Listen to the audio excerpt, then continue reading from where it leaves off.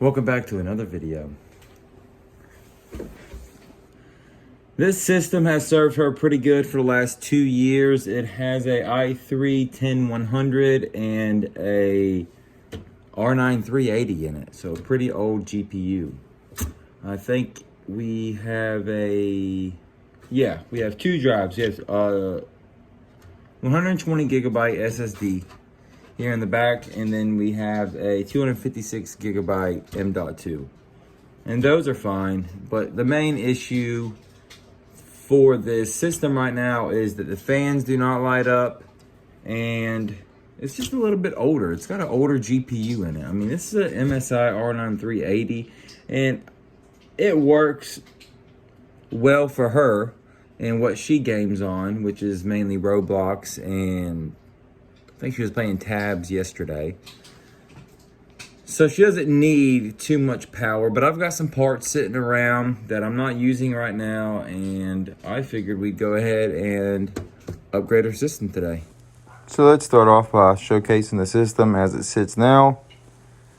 I mean, it's not bad. Could definitely be cleaner. She's probably on her 4th system by now. I've had some upgrades, some downgrades. And as well, I forgot to mention that she's rocking 8 gigabytes of memory at 3000 megahertz, I believe. So this Oloy 16 gigabyte kit will definitely be a upgrade that she could possibly just need in the future if she just decides to play any different games than what she does now. Here's the 10700. This is not a K SKU or an F SKU, but it is an 8-core, 16-thread processor, so the boost that she will gain going from the i3-10100 will be a major improvement.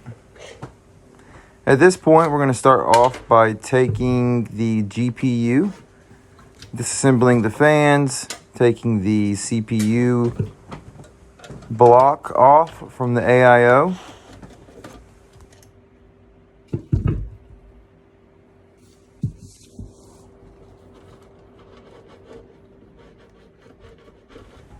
We can get that 8-pin connector out, leave it to the side. What's so great about this card as well, it has a backplate. This is a 6 or 7 year old GPU, and just any GPU, you love to see a backplate on it. Helps the overall build. You could paint it and do all sorts of stuff. Laser cuts, I mean, depending on how deep you like to go into customizing your system. Here's the 1070 Ti. I mean, taking a GPU out and inserting a new one is pretty simple. It takes longer to install drivers than it does installing the actual GPU. So let's get the 1070 Ti fitted. This 1070 Ti will bottleneck the 10700, but like I said, she won't even notice in game at all. Get the screws back in so we can move on to the next step. Hopefully I don't forget that 8-pin connector. It wouldn't be my first time forgetting it.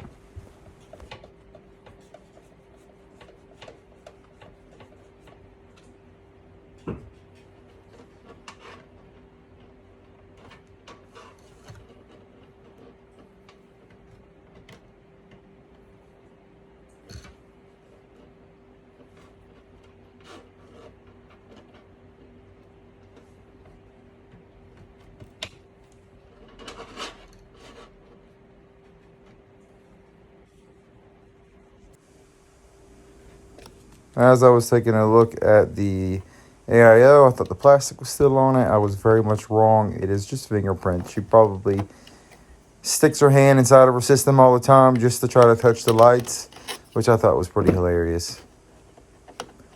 Let's get those 2 4 gigabyte sticks out and install the new 16 gigabyte kit. This Oloy RAM is pretty nice. I mean, it's got RGB on it. It's nothing crazy like the Thermaltake memory that you can find on Newegg or Amazon, but it's still pretty clean.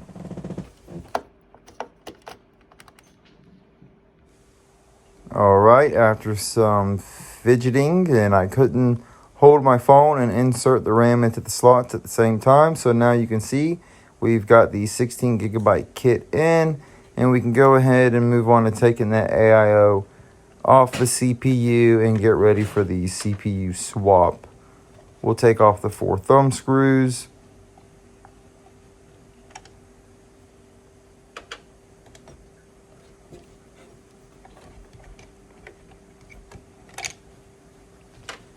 And her motherboard that she has in this system is just the basic Gigabyte B460. It's similar to the DS3H. And I'm not sure if that's what it's called still. But it's definitely possible. The Gigabyte low-end board is pretty much all the same, even as the older models. It looks the same. You just get the new features like 4.0 support and some 5-volt, 12-volt headers, maybe 2 M.2 slots. And that thermal paste was looking pretty gunky. So I'll take these isopropyl alcoholic. It sounds like someone's drinking. And this PC could probably drive me to drink. Isopropyl alcohol.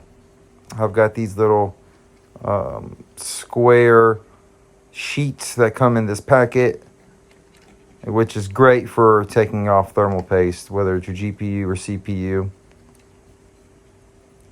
So we'll just continue cleaning up the i3-100.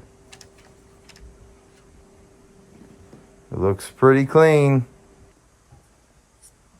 There it is. A little bit of moisture on it, no big deal. That'll dry in a matter of minutes, maybe 1 minute. I went ahead and installed the i7-10100. There's no BIOS update. We don't have to change anything in the settings. It's literally a pop and swap.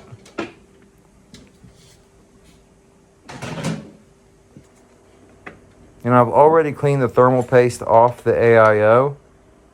So once we get to that point, we can just put some thermal paste on it and install the AIO. I'm using the ID Cooling thermal paste that came with the AIO. I bought a while back. It's fine thermal paste. This CPU isn't a very hot CPU, and we're not doing any overclocking, so we put that X on the CPU and it is good to go. We can get ready to install the AIO back on with the thumb screws.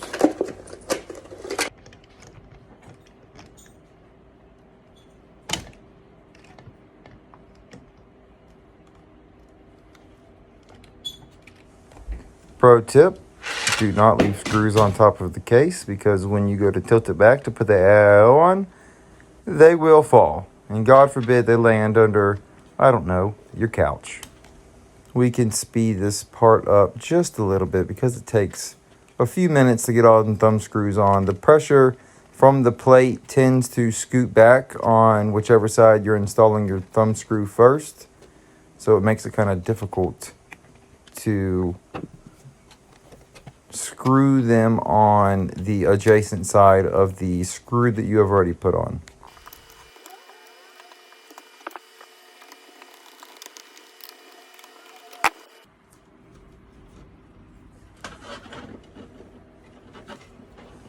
As I mentioned earlier, another issue that we had, and I'm not even sure how we got to this point, the fan hub for the 3 fans, 2 in the front, 1 in the back, I have no idea where it's at. So the 3 fans that are not connected to the AIO, they do not spin, they do not light up. I have no idea where the fan hub went. I should also mention I spent way too much time dealing with this GPU cable and trying to get it to sit right. They're sleeved cables and they pretty much only go one way. And they've been in the system for so long, they have almost tightened to the way that was set up before, which would be upside down. So when we go to spin it and put it into the GPU as it sits now, it tends to bend in weird ways that won't really flex, is the best way that I could put it. But after messing with it a little bit, I think it'll look fine the way that it is. So at this point, I moved on to the back side of the system. What's great about this motherboard too, it does come with Wi-Fi 6. You don't really see too many low-end motherboards come with Wi-Fi. Now she's on the furthest side of the house away from the router, so the Wi-Fi isn't all that great in her room, but it does fine. Sometimes if it gives me any troubles, I just toss in a USB Wi-Fi dongle, and that tends to fix whatever issues we have.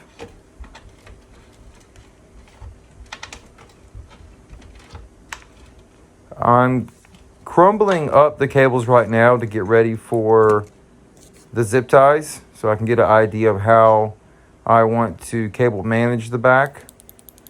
And just clumping all those cables up seemed like a good idea. We can zip tie them to the 24-pin sleeve cable, and I think that'll clean up a lot of the mess. With her system, there's not too many cables because this power supply is some off-brand that I got from a build I worked on for somebody, I believe. But it does fine. It's never gave her any issues. I am using a SATA to 8-pin adapter for her GPU, and I mean, it's fine. There's no issues at all. The cable management looks really good in the front right now. I'm still messing around with the cables in the back. Just pulling the correct cables that I need to take off for the fans in the front and the fans in the back. And we can speed that up a little bit.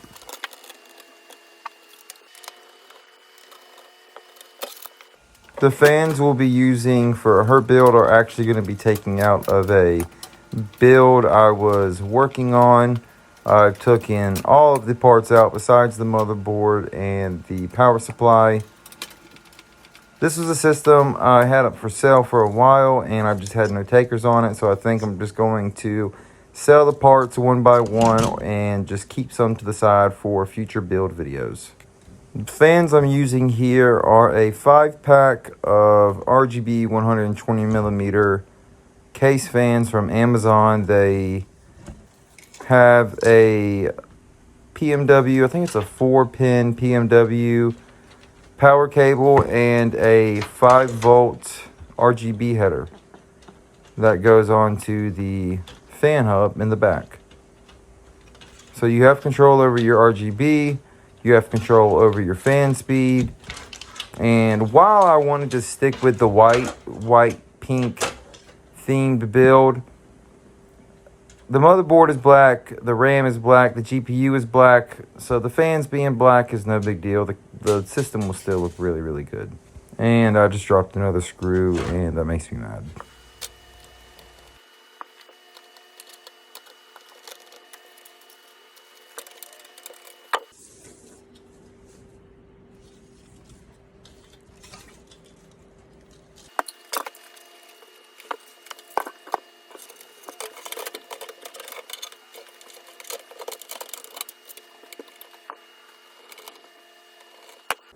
So now that we have our fans installed, we can move around to the back of the case and start plugging everything into the hub. With the AIO, we didn't have to unplug any cables. We just set it to the side, so that's good. The only cables that we're going to be messing with in the back are the fan cables going to the hub, like I said, and just doing some general cable management for the rest of the system so we can go ahead and finish this up.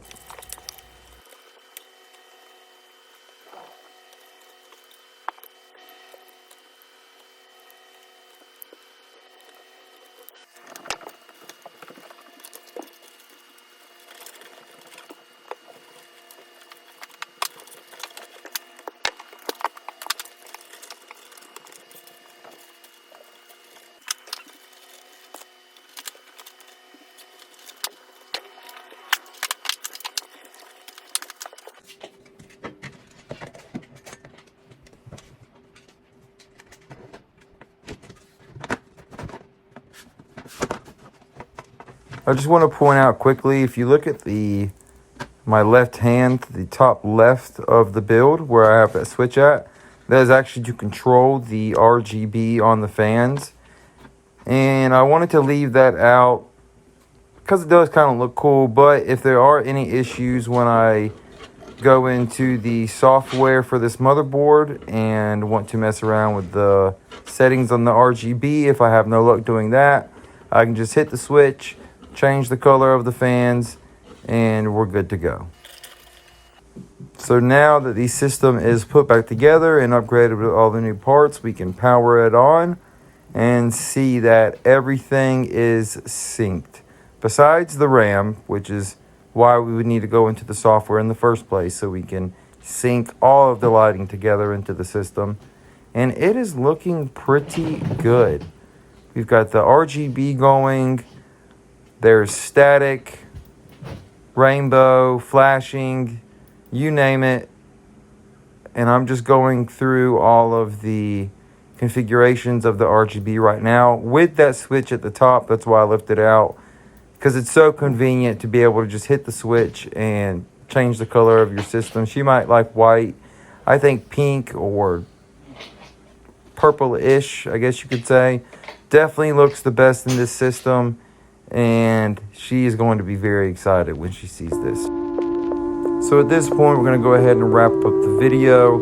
For those that stuck around to the very end, I just want to say thank you and give a big shout out to you. I had a lot of fun upgrading her system today, and just seeing the smile on her face when she sees it is everything. So don't forget to hit that subscribe button, give this video a like, and we'll see you in the next one. Have a good one.